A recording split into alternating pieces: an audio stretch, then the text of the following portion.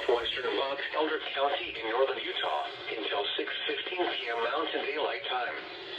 At 5:29 p.m. Mountain Daylight Time, a severe thunderstorm was located 25 miles west of Utah Test and Training Range North, or 26 miles southeast of Montello, moving east at 15 miles per hour. Hazard, 60 miles per hour wind gusts. Source, radar indicated. Impact, expects damage to roofs, siding, and trees. This severe thunderstorm will remain over mainly rural areas of southwestern Box Elder County. For your protection, move to an interior room on the lowest floor of a building. Repeating, a severe thunderstorm warning has been issued until 6:15 p.m. Mountain Daylight Time for the following county: Box Elder, Utah.